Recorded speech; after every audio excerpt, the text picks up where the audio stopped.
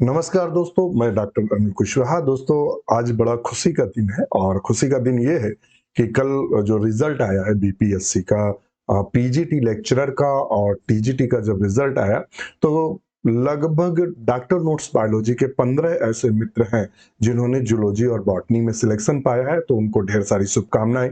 कई मित्रों ने कल ही से हमें कॉल करना, जैसे ही रिजल्ट आया तो उन्होंने बताना शुरू कर दिया था कि सर हमारा चयन हो गया है।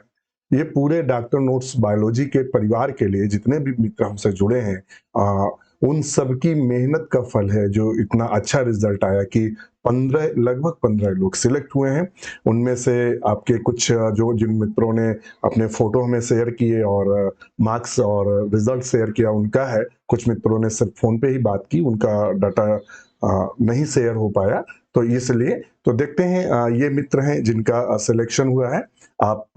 आपका भी सिलेक्शन हुआ है पीजीटी में, और आपका सिलेक्शन भी पीजीटी में हुआ है, और आपका सिलेक्शन भी पीजीटी में हुआ है। आपका भी सिलेक्शन पीजीटी में हुआ है, और इसके अलावा कई सारे मित्रों ने ये डिटेल्स अपनी भेजी है। सर, मेरा सिलेक्शन बिहार पीजीटी बायोलॉजी में बॉटनी में हो गया है। Thank you sir. और आप ये देख लीजिए, सर बीपीएससी पीजीटी बॉटनी में सिलेक्शन हो गया है, सिर्फ आपके हेल्प से ही हुआ है। तो देख लेते हैं, बहुत सारे मित्रों ने सर मेरा सिलेक्शन हो गया है बिहार पीजीटी में, आपके नोट्स से बहुत कुछ मिला। आप गुड इवनिंग सर, फाइनली मेरा सिलेक्शन हो गया है बिहार पीजीटी बॉटनी में। और आप हैं आदरणीय सर जी, सादर प्रणाम। बीपीएससी 9-10 साइंस में भी इनका हुआ है, 10+2 जूलॉजी में भी हो गया है। ये सब आपके आशीर्वाद, डॉक्टर नोट्स बायोलॉजी संभव हुआ है। मेरी चाहत है कि केवीएस पीजीटी निकालने की, आपके साथ बना रहे। मेरी चाह आपके साथ जुड़े रहें, ताकि मैं नेट निकालकर प्रोफेसर की परीक्षा देकर उसे निकाल सकूं। इस तरह ढेर सारे मित्र आपके डॉक्टर नोट्स बायोलॉजी परिवार के सिलेक्शन हुआ है। तो ऐसे लगभग हमारे 10 मित्र हैं जिनका सिलेक्शन जो हुआ है, वो 10 से 15 मित्र हैं जिनका सिलेक्शन जूलॉजी और बॉटनी में हुआ है। सभी मित्रों को डॉक्टर नोट्स बायोलॉजी परिवार की तरफ से ढेर सारी शुभकामनाएं, और मैं आशा करता हूं और आपके उज्जवल भविष्य की डॉक्टर नोट्स बायोलॉजी परिवार कामना करता है कि आप अपनी जो आपकी जॉब है उसमें आप सफलतम बिंदु तक पहुंचे, और कोशिश करें तो और असिस्टेंट प्रोफेसर लेवल तक आप पहुंचे।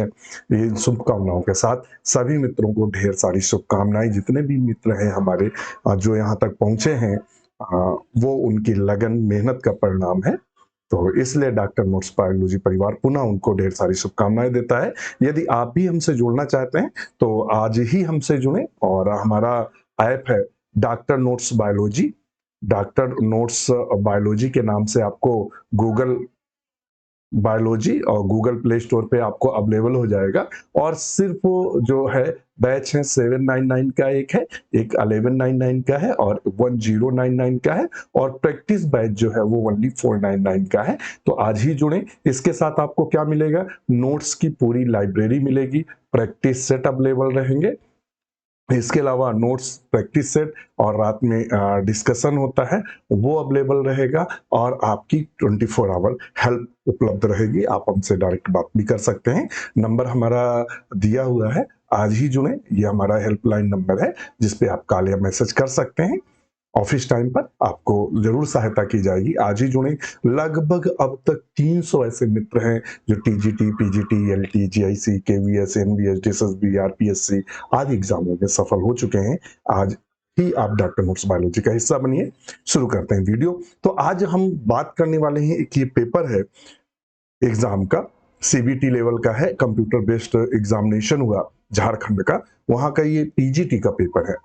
वहाँ का ये पीजीटी बायो का पेपर है और 2023 का है। आभार उस मित्र का जिसने ये पेपर हमें उपलब्ध कराया था, और इसको चूंकि जो फ्रेमिंग की थी वो हमने स्वयं की थी। उन्होंने अपना रोल नंबर और वो इस तरह उपलब्ध कराया था, तो फिर उसको पेपर चूंकि 8-10 दिन बाद गायब हो जाता है, तो उसकी फ्रेमिंग हमने स्वयं की थी। तो उनको ढेर सारी शुभकामनाएं, उन्होंने इतना साथ दिया। तो शुरू करते हैं क्वेश्चन। उससे पहले रिक्वेस्ट, चैनल को लाइक, सब्सक्राइब, दोस्तों के साथ शेयर करना ना भूलें। तो देखते हैं, कहता है who propose the theory of evolution in 1802 also known as the transformism. कहता है 1802 में विकासवाद के सिद्धांत को किसने प्रस्तावित किया, जिसे परिवर्तनवाद भी कहा जाता है। किसने किया था? तो मैं बता दूं कि 1802 में जो थ्योरी ऑफ एवोल्यूशन दी थी वो लैमार्क ने दी थी। किसने दी थी? लैमार्क ने। तो ऑप्शन सी को हम सही करेंगे। ग्रेगन जॉन मेंडल ने क्या दिया था? तो 3 नियम दिए थे। इन्होंने अपना प्रयोग मटर पे किया था। 3 लॉ दिए थे और उनमें क्या था? लॉ ऑफ डोमिनेंस यानी प्रभाविता के नियम, लॉ ऑफ सेग्रीगेशन पृथक्करण का नियम, लॉ ऑफ इंडिपेंडेंट असॉर्टमेंट स्वतंत्र अव्यूहन का नियम। 3 नियम दिए थे। तो ये काफी इंपॉर्टेंट है। डार्विन ने क्या दिया था? इन्होंने दिया था स्ट्रगल ऑफ फिटेस्ट दिया था, नेचुरल सिलेक्शन दिया था। तो इनको ध्यान में रखेंगे। तो ऑप्शन हमारा इससे हिसाब से बिल्कुल सी सही होगा। फिर कहता है क्वेश्चन नंबर है the vermiform appendix is part of the. जो वर्मीफार अपेंडिक्स है वो किसका हिस्सा है? तो हम आपको बता दें कि जब आप डाइजेस्टिव सिस्टम देखते हैं, कौन सा डाइजेस्टिव सिस्टम देखते हैं, तो लार्ज इंटेस्टाइन, ध्यान रखिएगा, लार्ज इंटेस्टाइन जो होती है यानी जिसको हिंदी में बड़ी आंत बोलते हैं, और बड़ी आंत या लार्ज इंटेस्टाइन बोलते हैं, तो आप जब उसका चित्र इस तरह से देखेंगे तो ये इस तरह से आपको दिखाई देती है। ये यहाँ, ये ऐसे, और यहाँ ये छोटी सी इस तरह से संरचना निकली रहती है जिसे हम वर्मी फॉर्म अपेंडिक्स के नाम से जानते हैं। अपेंडिक्स के नाम से जानते हैं, वर्मीफॉर अपेंडिक्स के नाम से जानते हैं। ये एक्चुअली में वेस्टिजियल ऑर्गन है। क्या है? वेस्टिजियल ऑर्गन है, अर्थात अवशेषी अंग के रूप में होता है। जो हमारे पूर्वज थे, जो हार्बीवोरस थे, तो ये सेल्यूलोज के पाचन में मदद करती थी। इसमें बैक्टीरिया रहते थे, सेल्यूलोज का पाचन करती थी। तो अब चूंकि हम लोग डाइजेस्टेड फूड करते हैं, मतलब भोजन को पका कर खाते हैं, तो इस वजह से ये हमारे शरीर में एक अवशेषी अंग के रूप में है और अपेंडिक्स हो जाता है, जिसमें क्या होता है, कभी कभी इसमें फूड के कण या जो भोजन के कण है वो चले जाते हैं, तो इसमें रॉट होने लगता है। क्या होने लगता है? रॉट, यानी ये सड़ने लगती है। क्या होने लगती है? सड़ने लगती है। तो पेट में बहुत दर्द होता है, फिर इसको डॉक्टर काट कर ऑपरेशन सर्जरी करके काट के निकालता है। तो वर्मीफार अपेंडिक्स किसका हिस्सा है? तो सिंपल सी बात है, हमारी आंत का हिस्सा है, इंटेस्टाइन का हिस्सा है, अर्थात ए को हम सही करेंगे। किसको सही करेंगे? ए को हम बिल्कुल सही करेंगे। क्वेश्चन नंबर 3 पे नजर डालते हैं। Occurs when the placenta grows at least half way through the wall of the uterus and attach itself to the uterine muscle. कहता है तब होता है जब प्लेसेंटा गर्भाशय की दीवार के मध्य से कम आधा बढ़ता है और खुद को गर्भाशय की मांसपेशी से जोड़ लेता है, तब इसे हम किसके नाम से जानते हैं? तो पहले देख लेते हैं। उसको हम प्राय जो जानते हैं वो प्लेसेंटा इनक्रेटा के नाम से जानते हैं कि इनक्रेटा, प्लेसेंटा इनक्रेटा। अच्छा, कुछ शब्द हैं। इनक्रेटा क्या होता है? तो अभी आपको पता चला कि जो प्लेसेंटा होता है गर्भाशय की दीवार के मध्य तक आधा, मध्य की दीवार तक आधा बढ़ जाता है। और एक आता है परक्रेटा। परक्रेटा कहीं लिखा? प्लेसेंटा परक्रेटा। ऑप्शन सी का मतलब क्या हुआ? परक्रेटा क्या होता है इसको भी जान लेते हैं। प्लेसेंटा इतना बढ़ जाता है, इसमें प्लेसेंटा जो है, प्लेसेंटा क्या होता है, इतना बढ़ जाता है और बढ़ते बढ़ते कहां पहुंच जाता है? यूरिनरी ब्लैडर तक पहुंच जाता है। यूरिनरी ब्लैडर तक पहुंच जाता है, ब्लैडर तक पहुंच जाता है। तो उस कंडीशन को प्लेसेंटा परक्रेटा के नाम से जानते हैं। और प्लेसेंटा एक्रेटा क्या होता है? Placenta accreta serious pregnancy condition है, अर्थात सीरियस मतलब बहुत ही डॉक्टर की दृष्टि से occurs with the placenta grow to the deeply into uterine wall. ये क्या वो बहुत डीपली यूट्राइन वाल तक पहुंच जाता है, तो इसे हम सीरियस कंडीशन होती है प्लेसेंटा एक्रेटा। तो सारा हुआ, क्योंकि जो इसने क्वेश्चन आंसर किया है वो ए है हमारा, इनक्रेटा। तो चूंकि हमने सारे बता दिए हैं, आज ही अगर हमें आप फॉलो करना चाहते हैं तो ये डॉक्टर नोट्स बायोलॉजी .in ये हमारी वेबसाइट है। आप इस पर हमें लॉगिन कर सकते हैं, अपने आप को यहाँ रजिस्टर कर सकते हैं। आप जो हमारे टेस्ट हैं ये वेबसाइट पर अगर आप परचेस करते हैं तो टेस्ट वेबसाइट पे भी दे सकते हैं, कंप्यूटर बेस्ड टेस्ट, और अपने मोबाइल पर भी दे सकते हैं। ये ये हमारा हेल्पलाइन नंबर है, ये हमारी मेल है, कोई भी जानकारी मेल पर कह सकते हैं, ये यूट्यूब का लिंक दिया है। नेक्स्ट क्वेश्चन है question number 4, during which stage of mitosis do the chromosome line up the centre. कहता है कि वो माइटोसिस की बात कर रहा है, माइटोसिस यानी सूत्री विभाजन की बात कर रहा है, सूत्री विभाजन। और सूत्री विभाजन में कहता मध्य में क्रोमोसोम कब आते हैं, मध्य में क्रोमोसोम कब आते हैं। अगर ये मान लेते हैं कोशिका है तो यहां से अगर देखेंगे तो यहां इस कंडीशन में क्रोमोसोम कब आते हैं, बिल्कुल मध्य में, ये बिल्कुल मध्य में क्रोमोसोम कब आते हैं, तो ये प्राय आते हैं मेटाफेज स्टेज में, मेटाफेज स्टेज में आते हैं, जिसे हम मेटाफेज प्लेट के नाम से जानते हैं। तो ऑप्शन ए को सही करेंगे, मेटाफेज प्लेट। साइटोकाइनेसिस क्या होता है, यानी साइटोकाइनेसिस का मतलब होता है सेल वॉल का बनना। और प्रोफेज क्या, तो आप सब जानते ही हैं कि जो होती है सूत्री विभाजन 4 अवस्थाओं में होता है। पहले आता है प्रोफेज, क्या आता है प्रोफेज, दूसरा आता है मेटाफेज, मेटाफेज, तीसरा एनाफेज और चौथा टेलोफेज। तो कितनी अवस्थाएं होती हैं, 4। क्वेश्चन नंबर 5 पे चलते हैं।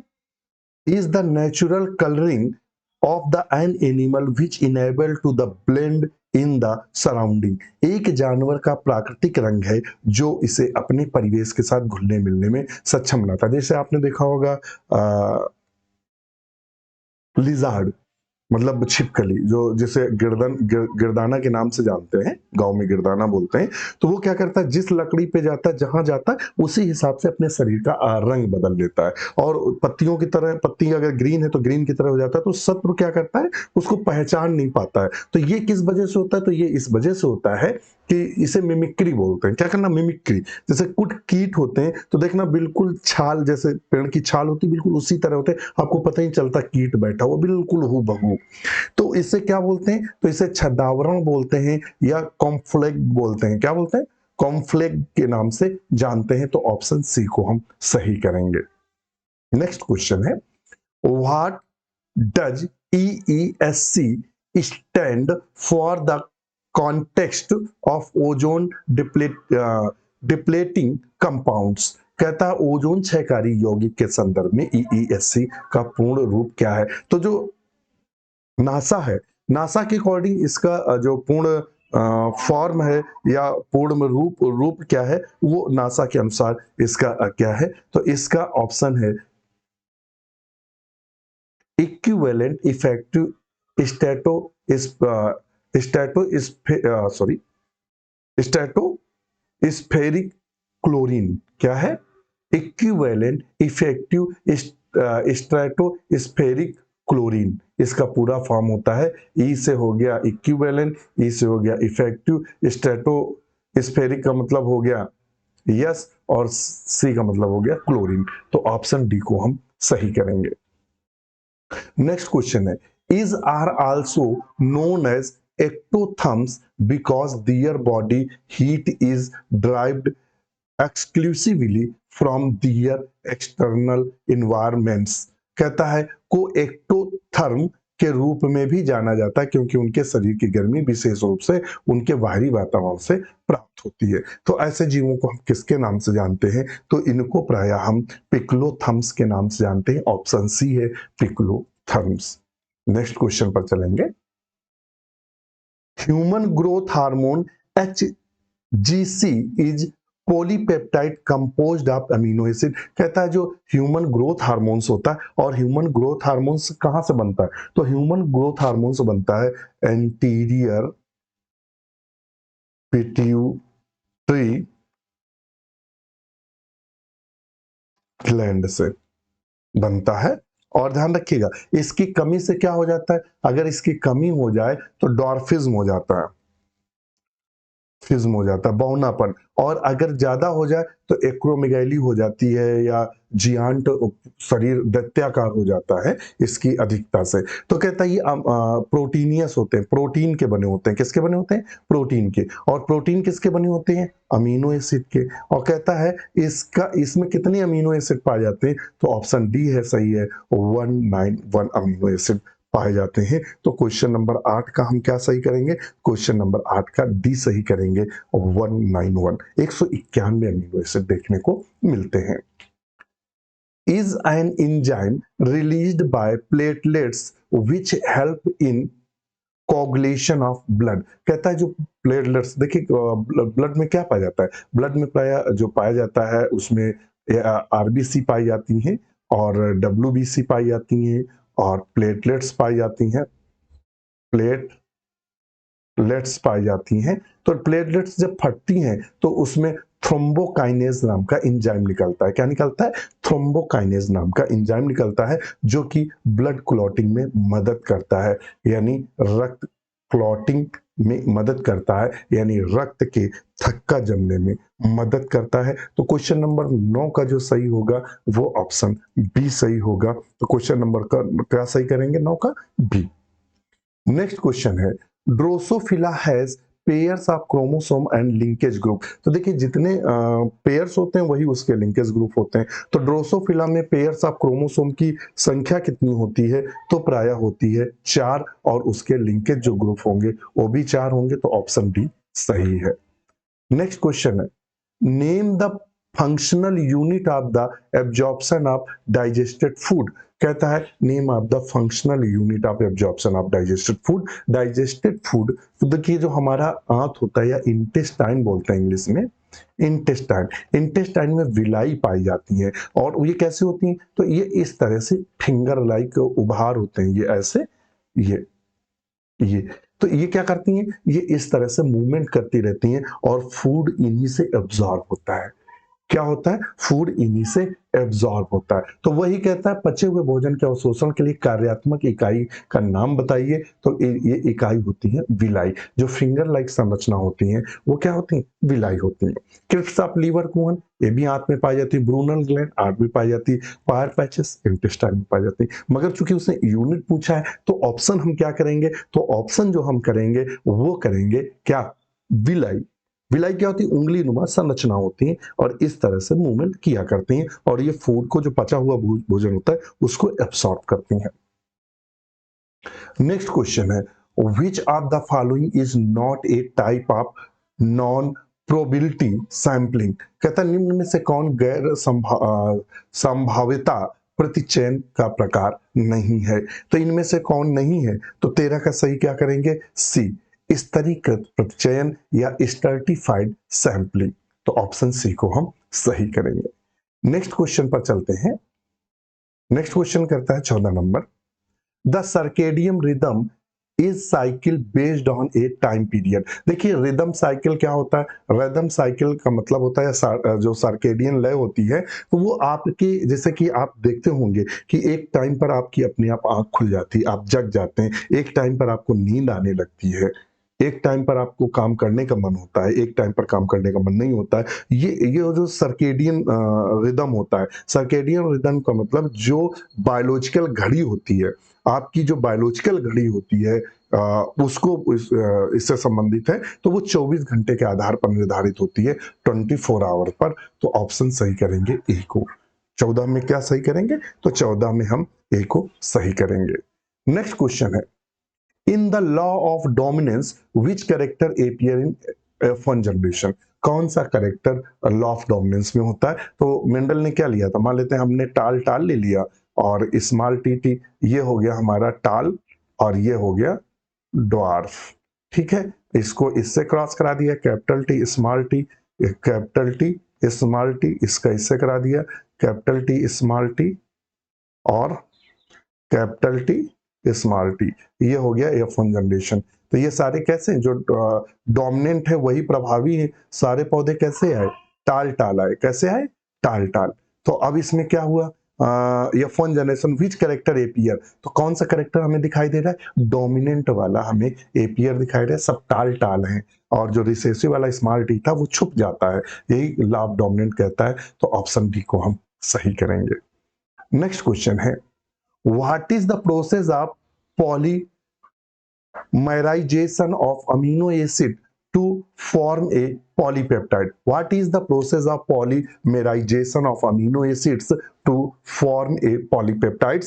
Polypeptides बनने के लिए अमीनो एसिड के पॉलीमराइजेशन की प्रक्रिया क्या है? तो इसकी प्रक्रिया प्राय क्या है? तो इसका आंसर हम करेंगे ए, ट्रांसलेशन। क्या है? स्थानांतरण। ऑप्शन ए को हम सही करेंगे।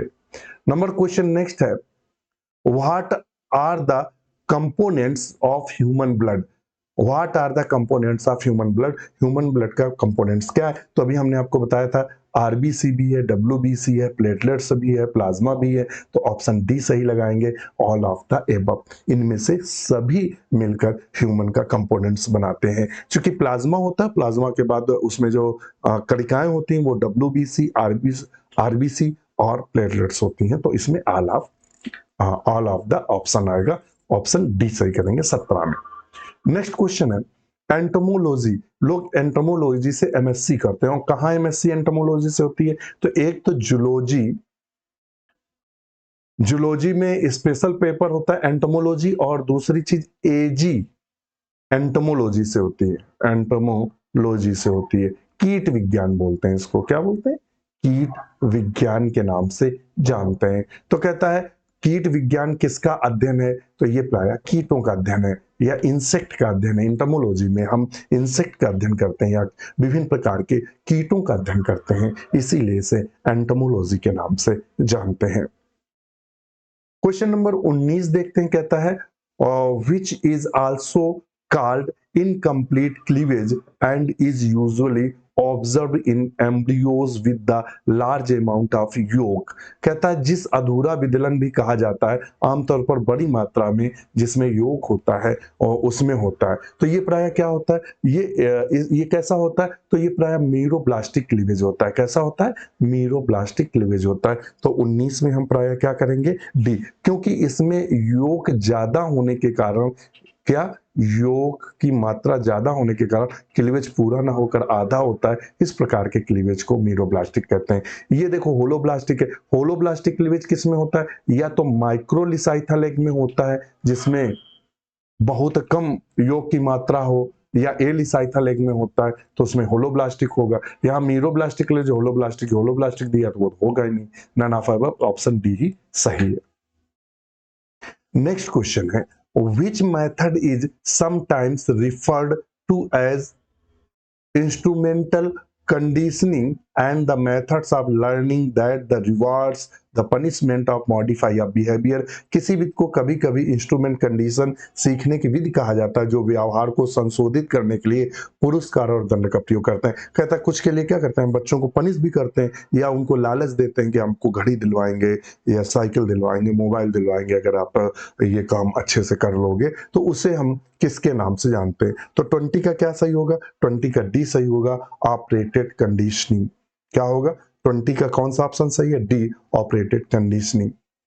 नेक्स्ट क्वेश्चन है, myocardial infarction also called the. Myocardial infarction क्या है? तो जो हार्ट से क्वेश्चन है, हार्ट से, तो ये प्राय जो हार्ट अटैक आता है उससे संबंधित है। Myocardial infarction is also called the heart attack. किसके नाम से जानते हैं? तो प्राय हार्ट अटैक के नाम से जानते हैं, हृदय घात के नाम से जानते हैं। Myocardial infarction is known as the heart attack. What is the common name of the Calotes versicolor? Calotes versicolor क्या होता है बताइए?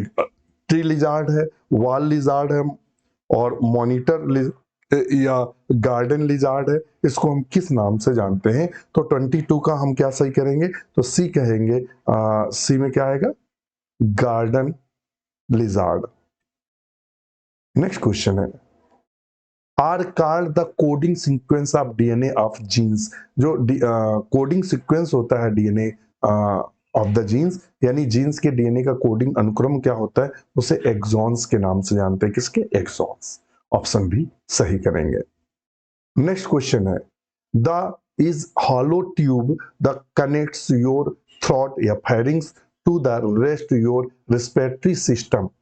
एक खोखली नली जो आपके गले ग्रसनिंग को आपके श्वसन तंत्र के बाकी हिस्सों से जोड़ती है, उसे हम किसके नाम से जानते हैं? तो उसको प्राय हम किसके नाम से जानते हैं? लैरिंग्स के नाम से जानते हैं। किसके नाम जानते हैं? लैरिंग्स के नाम से जानते हैं।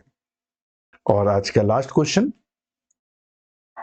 grouping of activities under particular product line the making departments on the basis of different products line is called। किसी विशेष उत्पाद लाइन के तहत गतिविधियों का समूह बनाना, विभिन्न उत्पाद लाइनों के आधार पर विभाग बनाना कहलाता है। उसे प्राय हम किसके नाम से जानते हैं? तो उसको प्राय हम विभागीय संरचना के नाम से जानते हैं। तो आज के लिए इतना ही। वीडियो कैसा लगा हमें कमेंट्स करके जरूर बताइएगा, हमें आपके कमेंट्स का इंतजार रहेगा। बड़ी मेहनत से पेपर लिए जाते हैं, फिर उनको सॉल्व किया जाता है, डाटा व्यवस्था की जाती है। तो आप देख रहे हैं तो एक लाइक और एक सब्सक्राइब दोस्तों के साथ गूगल पे और आप व्हाट्सएप पे और टेलीग्राम पे आदि चैनल पे जरूर शेयर करिएगा, इंस्टा पे शेयर करिएगा। दूसरा, आज ही हमारे साथ जुड़े, आप भी अगले नंबर पर आए, जिससे हम आपको भी बोल सकें कि इन हमारे मित्र का सिलेक्शन हो गया है, अगला नंबर आपका होगा। इस कामना के साथ हमें आज्ञा दीजिए। नमस्कार।